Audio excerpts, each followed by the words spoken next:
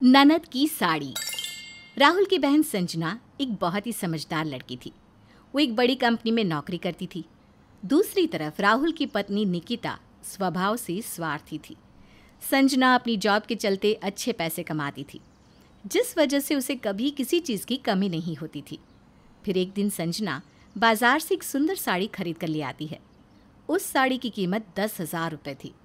संजना जैसे ही उस साड़ी को पहनकर तैयार होती है तो उसे देखकर निकिता की आंखें फटी की फटी रह जाती है। अरे संजना, ये तो वही साड़ी है ना जो परसों सास बहू के सीरियल में बहू ने पहन रखी थी।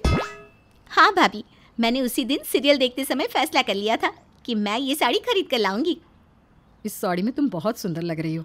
कितने की है साड़ी? भाभी, ये साड़ी 10,000 रुपये की है। अरे बाप रे, इतनी महंगी साड़ी। अच्छा चलती हूँ, मुझे देर हो रही है। संजना के जाते ही निकिता अपने कमरे में बैठकर अपने पति को कोसना शुरू कर देती है। हे भगवान, मेरी ननद 10-10 हजार की साड़ी पहन रही है और एक मेरा नालायक पति जिसने कभी मुझे ठीक से 2,000 की भी साड़ी लाकर नहीं दी। आज आने दो मेरे पति को, ऐसी खबर लूंगी कि उन्हें उनकी नानी याद आ जाएगी। फिर शाम को जब राहुल घर आता है तो निकिता उस पर टूट पड़ती है। राहुल, आखिर कब तुम मुझे एक सुखी जिंदगी दोगे? मैं अपनी इस गरीबों वाली जिंदगी से तंग आ चुकी हूँ। अरे तुम कैसी बात कर रही हो? हमारा घर है, सब कुछ तो है, फिर गरीबी की बात कहाँ से आ गई? अरे घर है तो क्या करूं? दीवारों को चाटूं? देखो, तुम मेरे पति हो, मुझे अच्छी साड़ियाँ ला कर देना तुम्हारी जिम्मेदारी है। तुम्हारी बहन को देखो, आज वो 10,000 रुपये की साड़ी पहनकर बाहर गई है। मुझे भी बिल्कुल वैसी ही साड़ी चाहिए। अरे तुम्हारा दिमाग खराब हो गया है क्या? मेरी तनख्वाह सिर्फ 20,000 रुपये, इसमें बाकी खर्चों के साथ साथ चिंटू की पढ़ाई लिखाई और उसके ट्यूशन का भी खर्च है। मैं तुम्हें 10,000 की साड़ी कहाँ से ला कर दूँ? मैं कुछ नहीं जानती। जब भी मैं अपनी सहेलियों के पास जाती हूँ तो वो सभी मेरे सामने संजना की साड़ियों की तारीफ करती है। उनकी बातें सुनकर मुझे बहुत गुस्सा आता है, लेकिन क्या करूँ, एक गरीब आदमी से मेरी शादी हो गई है ना, इसलिए मुझे सब कुछ बर्दाश्त करना पड़ता है। लेकिन अब मैं और बर्दाश्त नहीं करूँगी। अगर तुमने कल मुझे साड़ी लाकर नहीं दी तो ठीक नहीं होगा। इतना कहकर निकिता कमरे में जाकर दरवाज़ा बंद कर लेती है। निकिता की जिद के चलते राहुल बड़ा परेशान हो जाता है। फिर अगले दिन वो अपने कुछ दोस्तों से पैसे उधार मांगने की कोशिश करता है, लेकिन कोई भी उसे पैसे नहीं देता। फिर शाम को उदास होकर राहुल घर लौटता है। राहुल को खाली हाथ देखकर निकिता का पारा 7वें आसमान पर चला जाता है। तभी निकिता का बच्चा चिंटू उससे आइसक्रीम खरीदने की जिद करने लगता है। निकिता अपना सारा गुस्सा चिंटू के ऊपर उतार कर उसकी पिटाई करने लगती है।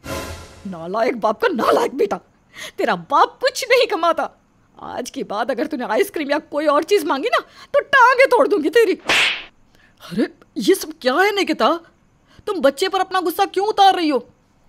मैं गुस्सा नहीं उतार रही हूँ, बल्कि इसे अभी से सीख दे रही हूँ कि आगे जाकर इसे भी गरीबों वाली जिंदगी जीने की आदत पड़ जाए। क्योंकि तुम तो इसी तरह मामूली नौकरी करते रहोगे, जिससे हम दोनों माँ बेटे हमेशा दुखी रहेंगे। बस बहुत हो गया निकिता, तुम्हारे रोज रोज के ताने सुनकर मैं तंग आ गया हूं। संजना महंगी साड़ियां अपनी कमाई से खरीद कर पहनती है। अगर तुम्हें महंगी साड़ियां पहनने का शौक है तो खुद कहीं नौकरी करो और महंगी साड़ी खरीद कर पहनो। अच्छा, तो ये बात है। तुम्हारे जिंदा रहते मुझे मेहनत मजदूरी करके पैसे कमाने पड़ेंगे ताकि मैं अपनी जरूरतें पूरी कर सकूं। अरे वाह, ऐसा बेशर्म पति तो मैंने आज तक नहीं देखा। हाँ तो अब देख लो, तुम्हें चाहे जितना समझाओ लेकिन तुम्हारी दिमाग में मेरी एक बात नहीं आती। उसके बाद राहुल बड़बड़ करता हुआ घर से बाहर चला जाता है। दूसरी तरफ संजना अपने कमरे में बैठी दोनों पति पत्नी की सारी बातें सुन रही थी। मेरा बेचारा भाई कम पैसे कमाता है, इसलिए वो भाभी की ज़रूरतें पूरी नहीं कर पाता। और मेरी भाभी भी बहुत ही बेसब्र है, वो कभी मेरे भाई की मजबूरी नहीं समझ पाएगी। अब मुझे ही कुछ ऐसा करना होगा जिससे इन दोनों के बीच में लड़ाई बंद हो जाए, वरना इनकी लड़ाई के चलते बेचारे चिंटू का भविष्य खतरे में पड़ जाएगा। फिर अगले दिन संजना अपने बॉस से निकिता की जॉब के बारे में बात करने लगती है। देखो संजना, जैसा कि तुमने बताया तुम्हारी भाभी ज़्यादा पढ़ी लिखी नहीं है, फिर भी तुम्हारे कहने पर मैं उसे जॉब पर रख लूँगा, लेकिन मैं उसे महीने के सिर्फ 7,000 रुपये दे सकता हूँ। कोई बात नहीं सर, मुझे मंजूर है। मैं अपनी तरफ से 5,000 रुपये उन्हें दे दिया करूँगी। कुल मिलाकर 12,000 रुपये हो जाएंगे। जिससे मेरी भाभी अपनी सारी ज़रूरतें पूरी कर लेंगी।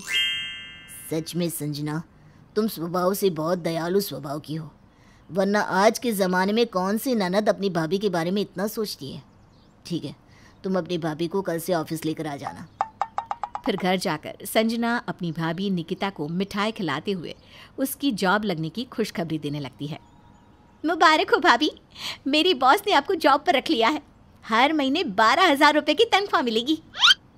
अरे बाप रे, ये तो बहुत बड़ी रकम है। लेकिन संजना, तू तो जानती है ना, मैं पढ़ी लिखी नहीं हूँ, फिर मैं वहाँ क्या काम करूँगी। अरे भाभी, मेरे रहते आपको किसी बात की फिक्र करने की ज़रूरत नहीं है। मैं आपको जो काम बताऊंगी आप बस वही करना, बाकी सब मैं संभाल लूँगी। सच में संजना, तू ना बहुत अच्छी है।